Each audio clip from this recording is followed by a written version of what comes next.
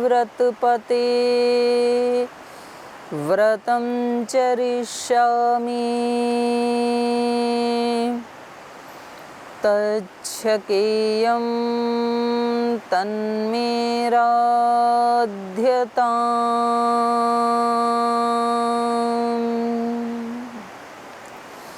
इदमहमनृतात् सत्यमुपैमि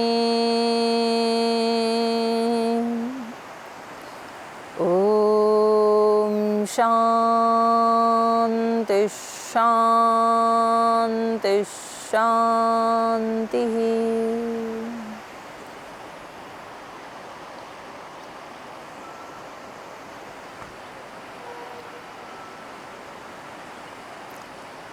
छठे सर्ग में कल हम अयोध्या का वर्णन पढ़ रहे थे।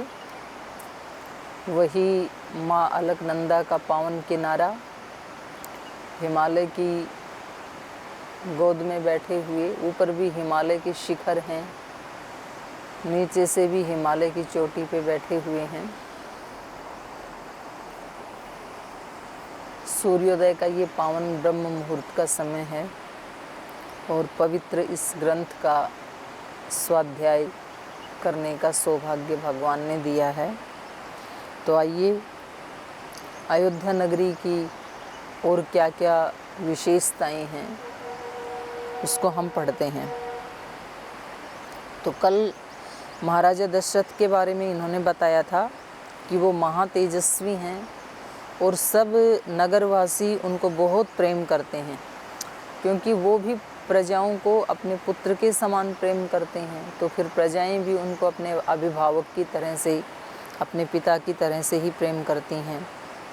और वो राज ऋषि होते हुए भी ब्रह्म ऋषि जैसे हैं। जीवन बहुत पवित्र है, बलवान हैं और कोई भी उनका अमित्र नहीं है, वो मित्रवान हैं, सब उनके मित्र हैं, कोई शत्रु नहीं है, जिसको अजात शत्रु बोलते हैं। विजितेंद्रिय, इंद्रियों के ऊपर विजय प्राप्त की है उन्होंने। और जैसे मनु महाराज ने लोक के कल्याण के लिए इस नगरी की रक्षा की थी, वैसे ही अपने पूर्वजों की उस आन को आगे बढ़ाते हुए, उसकी रक्षा करते हुए ये भी इस नगरी की रक्षा कर रहे हैं। और वहाँ पर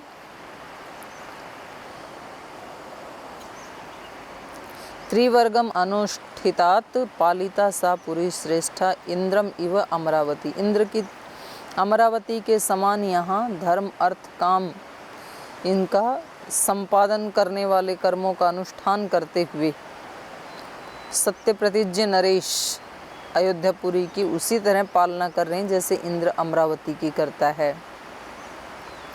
कोई असंतुष्ट नहीं है, सब अपने अपने धन में, अपने अपने संपत्ति में, ऐश्वर्य में संतुष्ट हैं। आगे कह रहे हैं, तस्मिन् पुरवरे हृष्टा धर्मात्मानो बहुश्रुताः नरास्तुष्टा धनैः स्वै स्वै लब्धा सत्यवादिनः। बहुश्रुत लोग हैं वहाँ के, संतुष्ट हैं अपने अपने धन से और कोई किसी का लोभ लालच नहीं करता है और सब सत्यवादी हैं। कल्पना करके भी कितना अच्छा लग रहा है, जिस समाज में कोई भी झूठ बोलने वाला नहीं हो, कोई भी लोभी नहीं हो, सब अपने अपने धन से संतुष्ट हों, तो फिर मुझे लगता है कि व्यक्ति स्वर्ग की कामना क्यों करेगा, क्यों जाएगा स्वर्ग में। वो तो धरती के ऊपर ही स्वर्ग है। और यदि एक काल में, एक राजा के शासन काल में यदि ऐसा बन सकता है, तो फिर हर काल में भी ये संभव है। आगे कह रही हैं, नाल्पसन्निचय कश्चिदासीत् तस्मिन् पुरोत्तमे कुटुम्बियो ह सिद्धार्थो गवाश्वधनधान्यवान्। न अल्पनिचयः, कोई ऐसा व्यक्ति नहीं है जिनके पास अल्प निचय, निचय कहते हैं संग्रह को, थोड़ा संग्रह हो, माने खूब भरपूर मात्रा में वस्तुएं संग्रहित हैं, कोई ऐसा नहीं है जिसके पास कुछ कम हो।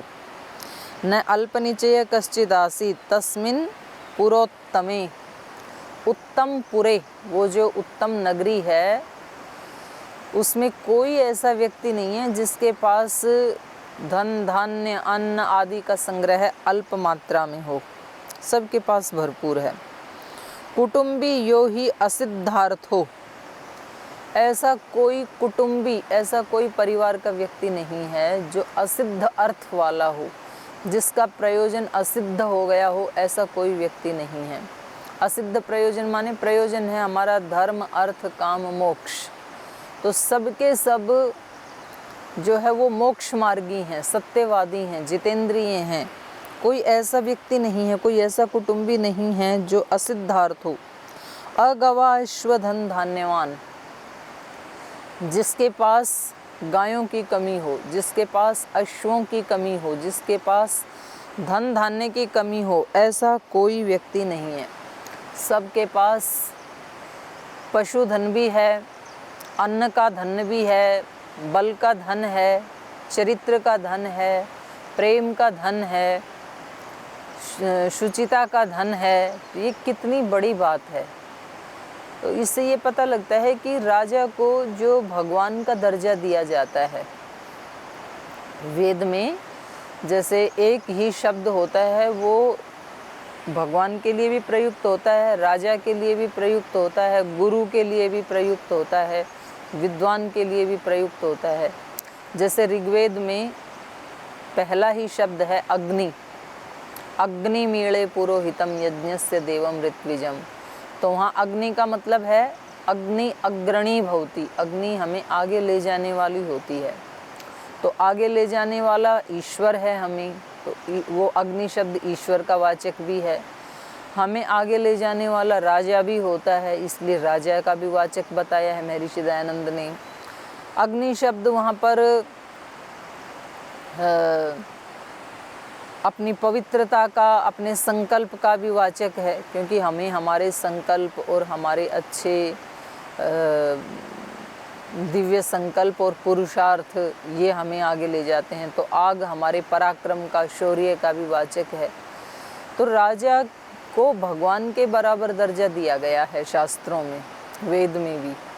तो इसलिए राजा का ये फर्ज बनता है कि जैसे भगवान अपनी इस सृष्टि को बहुत संभाल के रखते हैं, इसमें कहीं कोई हम अशुचिता फैलाते हैं, कुछ इसमें गड़बड़ घोटाला करते हैं, तो भगवान उसको ठीक कर देते हैं। तो ऐसे ही राजा को भी अपनी नगरी, अपने राज्य की, अपने देश की इसी प्रकार से हर तरफ से रक्षा करनी चाहिए, ये पता लग रहा है। तो महाराजा दशरथ पूरी ईमानदारी के साथ, और इनके पूर्वज भी, इनकी तो वंश परंपरा ही ऐसी है, उन्होंने भी पूरी ईमानदारी के साथ सत्य प्रतिज्ञ होकर के, जितेंद्रिय होकर के प्रजाओं का पालन किया है। तो यहाँ कोई ऐसा व्यक्ति नहीं है जिसका प्रयोजन सिद्ध ना होता हो, जिसके पास बहुत सारे घोड़े और बहुत सारा धन धान्य आदि ना हो, ऐसा कोई व्यक्ति नहीं है। कामी वा न कदर्यो वा नृशंस पुरुष क्वचित् द्रष्टुं शक्यमयोध्यायां न विद्वान् न च नास्तिकः। सर्वे नराश्च नार्यश्च धर्मशीलाः सुसंयुतः मुदितः शीलवृत्ताभ्यां महर्षय इवामलाः। ना कुण्डली ना मुकुटी ना सृग्वी नाल्पभोगवान् ना मृष्टो ना नलिप्तांगो ना सुगंधश्च विद्यते। ना मृष्टभोजी ना दाता नाप्य अंगद निष्कधृक् ना हस्ताभरणे वापि दृश्यते नाप्यनात्मवान्। नानाहिताग्निर्ना यज्वा न क्षुद्रो वा न तस्करः कश्चिदासीदयोध्यायां न चावृत्तो न संकरः। स्वकर्म निरता नित्यं ब्राह्मणः विजितेन्द्रियाः दानाध्ययनशीलाश्च संयताश्च प्रतिग्रहे। बहुत सुंदर वर्णन है। बहुत ही सुंदर वर्णन है। आगे कह रही हैं, कामी वा न कदर्यो वा नृशंसः पुरुषः क्वचित।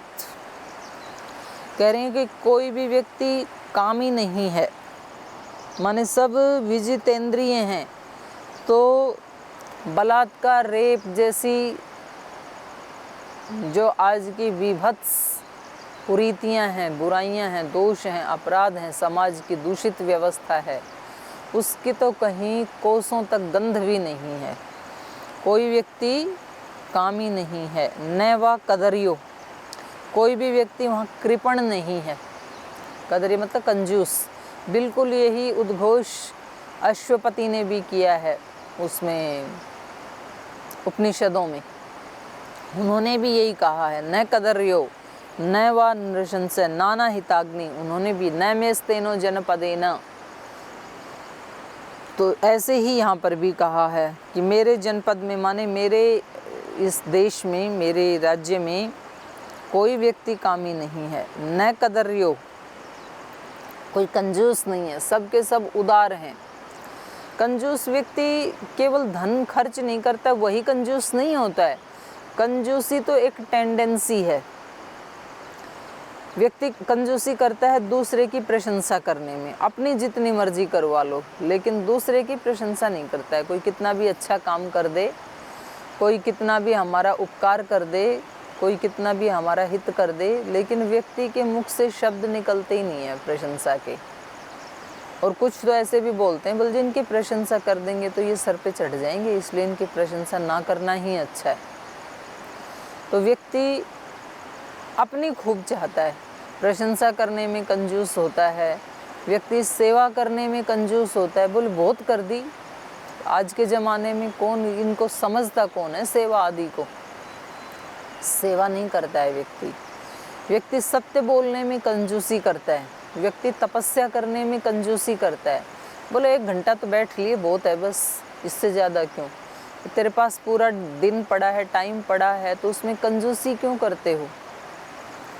तो हम ये जो कंजूसी की जो टेंडेंसी है, हर जगह हम भगवान का भजन करने में भी कंजूस होते हैं, सेवा करने में भी कंजूस होते हैं, प्रिय शब्द बोलने में भी कंजूस होते हैं, किसी की प्रशंसा करने में भी कंजूस होते हैं, किसी का उपकार करने में भी कंजूस होते हैं। बोले आज ज़माना नहीं है उपकार का, अपने घर में बैठ के अपनी अपनी कर लो, ज़्यादा धर्मात्मा बनने की मत कोशिश करो। तो ये ऐसी अनेक प्रकार की कंजूसियाँ हमारे सब के अंदर होती हैं। तो यहाँ कह रहे हैं न कदर्यो, कोई भी यहाँ पे कंजूस नहीं है।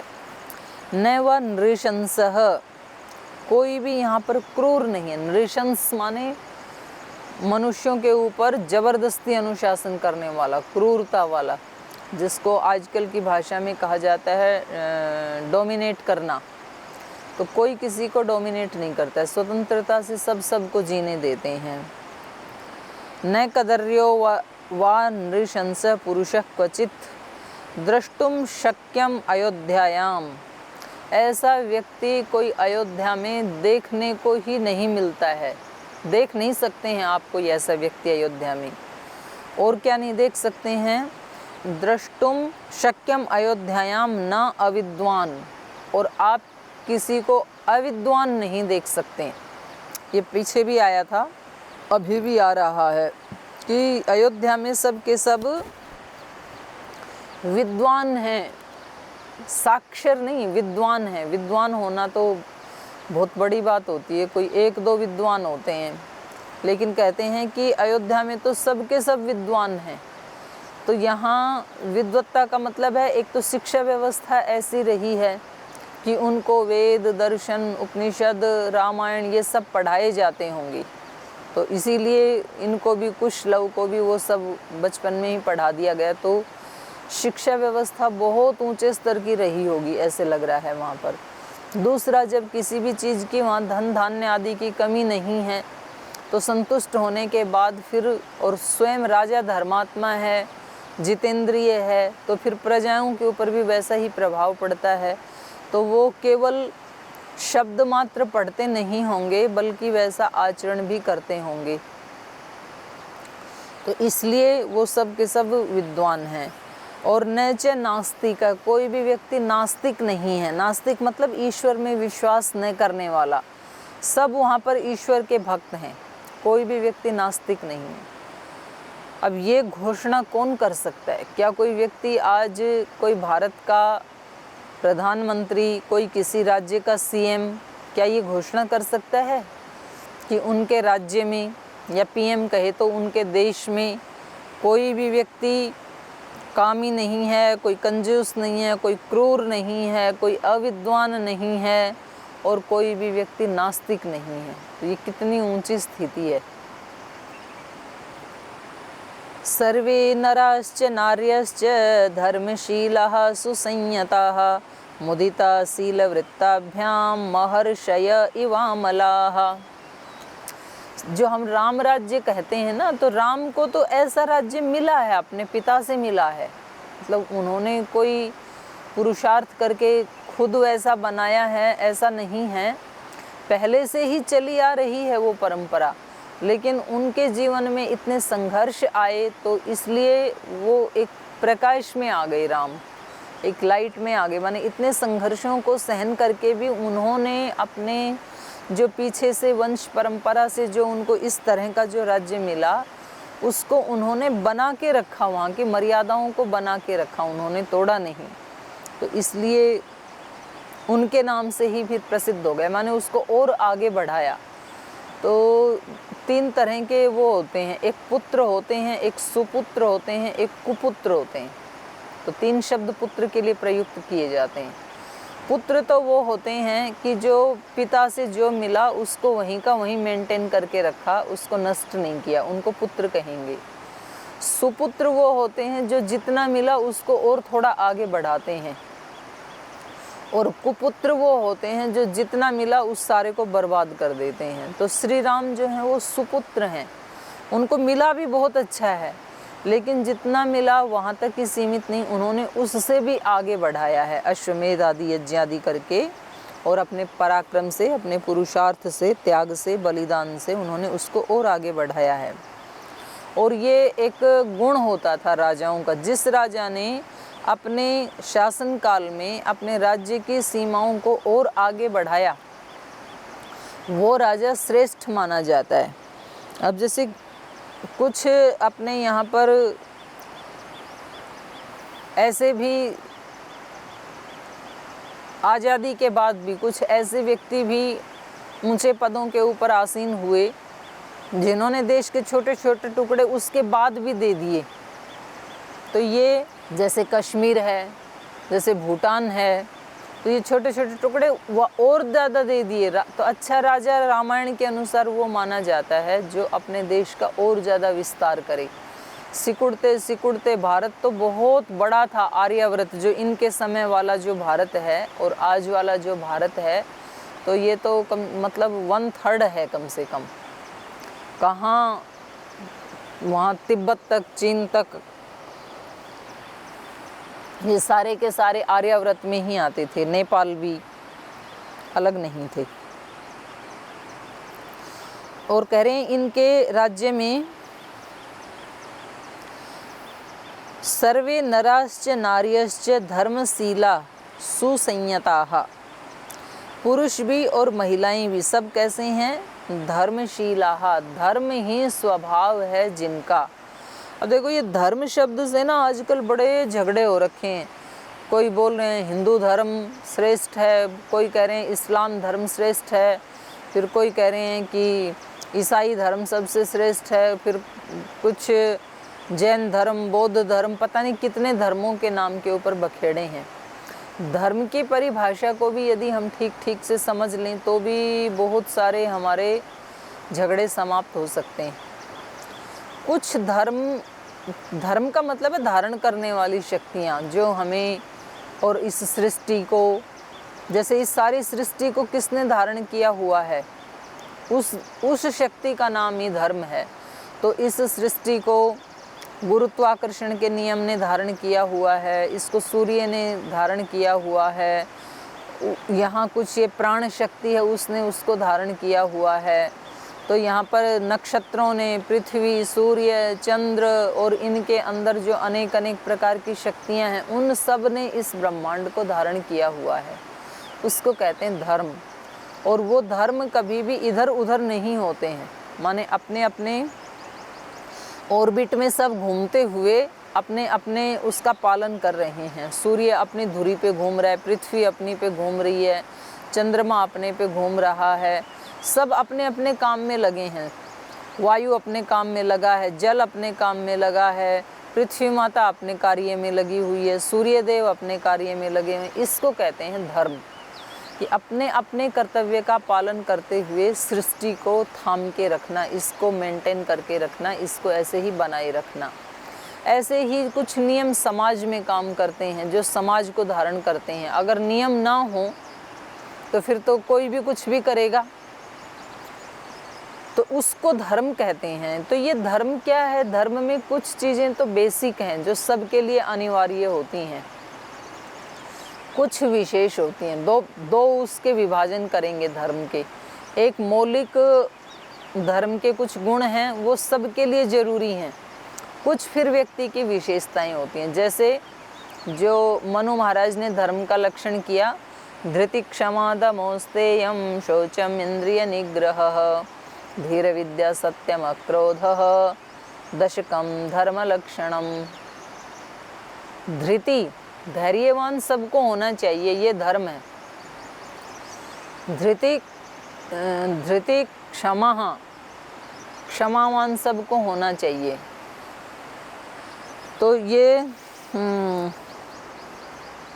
तेजस्वी सबको होना चाहिए। शम, दम, अपनी इंद्रियों का दमन करना, शांत रहना। शौचम, शुचिता, पवित्रता, वाणी व्यवहार की पवित्रता, चरित्र की पवित्रता, स्थान की पवित्रता, शरीर की पवित्रता, विचारों की पवित्रता, भावों की पवित्रता, ये धर्म है और ये सबके लिए ज़रूरी है। धृति क्षमा दमो अस्तेयम, अस्तेय चोरी न करना। शौचम, इंद्रिय निग्रह, अपनी इंद्रियों के ऊपर दमन करना। धृति क्षमा दमोस्तेयम शौचम इंद्रिय निग्रह धीर विद्या सत्यम अक्रोध। धी, बुद्धिमान होना, अक्रोध, शांत रहना। ये 10 धर्म के लक्षण हैं। तो ये 10 के 10 जो बेसिक हैं, ये सबके लिए ज़रूरी हैं। फिर दर्शन की दृष्टि से देखें तो धर्म का मतलब है यम नियम, वहाँ भी 10 ही बताए हैं। अहिंसा, सत्यस्ते, ब्रह्मचर्य, अपरिग्रह, शौच, संतोष, तपस, स्वाध्याय, ईश्वर प्रणिधान। लगभग इनसे मिलते जुलते ही ये 10 लक्षण हैं वहाँ पर। सबको अहिंसक होना चाहिए, सबको सत्यवादी होना चाहिए। अहिंसा, सत्य, अस्तेय, किसी को भी किसी की चोरी करने वाला नहीं होना चाहिए। अहिंसा, सत्यस्ते, ब्रह्मचर्य, सबको सदाचारी होना चाहिए। अहिंसा, सत्यस्ते, ब्रह्मचर्य, अपरिग्रह, सबको अपनी अपनी वस्तुओं से संतुष्ट होना चाहिए। दूसरे का लूट के अपने घर में भर लें, ऐसा नहीं होना चाहिए, धर्म के विरुद्ध है। जैसे यहाँ आया ना, स्वई धनैहि संतुष्टा, अपने अपने धनों से संतुष्ट हैं, ये धर्म का लक्षण है, ये है धार्मिक होना। फिर शौच, पवित्रता, जो अभी बताया, शौच, संतोष, हमने जितना किया उतना हमें मिला, तो इससे हमें संतुष्ट रहना, ये धर्म का लक्षण है। शौच, संतोष, तप, स्वाध्याय, ईश्वर प्रणिधान, ये दर्शन की दृष्टि से तो ये सब लोगों में होने चाहिए, ये बेसिक लक्षण है धर्म के। फिर गीता में आएंगे तो गीता में 26 लक्षण बताए हैं धर्म के, जिसको दैवी संपद कहा है। तो वहाँ भी बताया अभयम सत्व संशुद्धि, ज्ञान योग व्यवस्थिति, दानम दमश्च यज्ञश्च स्वाध्यायस्तप आर्जवम। तो वहाँ भी यही बताया। तो ये 26 लक्षण हैं वहाँ पर। अहिंसा, सत्यम, अक्रोध, वहाँ 3 श्लोकों में 16वें अध्याय के प्रारंभ के ही जो 3 श्लोक हैं, वहाँ 26 गुण बताए हैं धर्म के। तो मैं उसके विस्तार में नहीं जा रही। तो ये कुछ गुण जो हैं धर्म के, ये सबके लिए ज़रूरी होते हैं। निर्भयता, सत्व संशुद्धि, वही चरित्र की पवित्रता, अभयम सत्व संशुद्धि ही, ज्ञान योग व्यवस्थिति, ज्ञान के लिए योग में व्यवस्थित होना, दानम दमश्च, दान देना दूसरे को, अपनी इंद्रियों का दमन करना, दानम दमश्च, यज्ञश्च, यज्ञीय भाव से जीना। यज्ञीय भाव होता है कि दूसरे के भलाई के लिए अपने पास जो वस्तु है उसको इन्वेस्ट करना, और फिर वहाँ से भी वही मिलेगा, हमें कई गुना और ज़्यादा होकर के मिलता है। दानम दमश्च यज्ञश्च, स्वाध्याय, तप, आर्जवम, ऋजुता। आर्जवम तो गीता में बहुत ही आता है, सरलता। तो ये वहाँ पर 26 गुण बताए हैं। ये हो गए धर्म के सामान्य लक्षण, ये सब व्यक्तियों में होने ही चाहिए। फिर कुछ होते हैं विशेष लक्षण। अब किसी व्यक्ति की पढ़ने में, पढ़ाने में, ज्ञान का वर्धन संवर्धन करने में, उसका प्रचार प्रसार करने में, इसमें उनको ज़्यादा रुचि होती है। तो फिर ऐसी रुचि वाले जो मनुष्य हैं उनके लिए कहा कि भाई ये ब्राह्मण हैं। कुछ लोगों की रुचि होती है देश की रक्षा कैसे करना है, पराक्रम, उत्साह, और अगर कोई कहीं शत्रुता सिर उठाती है तो उसको तुरंत उसको नष्ट कर देना। ये ऐसे जो पराक्रम के जिनमें प्रवृत्ति की प्रबलता है उसको फिर क्षत्रिय कह दिया। तो ब्राह्मण, क्षत्रिय, वैश्य, शूद्र, ऐसे कर्म के आधार पर जैसी जैसी उनकी अंदर के संस्कार हैं, जिधर उनकी रुचि है, तो ये फिर हो गए विशेष धर्म। तो इन धर्मों ने ही हमें धारण किया हुआ है। अब कुछ लोग कहते हैं कि सब एक होना चाहिए। अब सब एक होना ये आज तक तो हुआ नहीं और आगे भी कभी हो पाएगा ऐसे लगता नहीं है। उसके नाम हम अलग अलग कर लेते हैं पर विविधता तो रहेगी, क्योंकि साम्य अवस्था में, समानता की अवस्था में तो ये सृष्टि चल नहीं सकती है। सब समान हो ही नहीं सकते हैं। सब समान भाव की दृष्टि से हो सकते हैं लेकिन व्यवहार की दृष्टि से नहीं हो सकते हैं, संस्कार की दृष्टि से भी नहीं हो सकते हैं। जब तक ये जो बाहर दिखने वाली सृष्टि है ना, ये भी साम्यावस्था में नहीं बनती है। वहाँ भी सत्व रज तम की जो साम्यावस्था है वो तो प्रलय की अवस्था है। सत्व रज तम साम्यावस्था प्रकृति ही प्रकृतिर महान। उस साम्यावस्था में कुछ हलचल होती है, कुछ क्षोभ होता है, कुछ असंतुलन होता है, कुछ कम ज़्यादा होता है, तब वहाँ पर इस सृष्टि की रचना होना शुरू होता है। तब वहाँ पर महतत्व की रचना होती है। सबसे पहले महान मतलब महतत्व, बुद्धि तत्व। फिर उसमें भी कुछ हलचल होती है, उसमें भी क्षोभ उत्पन्न होता है, तो फिर अहंकार बनता है, फिर इंद्रियां बनती हैं, फिर सूक्ष्म भूत बनते हैं, फिर स्थूल भूत बनते हैं, फिर पंचभूतों से ये सारा हमें जो दिखाई दे रहा है बाहर का संसार में, ये सब 5 भूतों से बना है। हमारे शरीर भी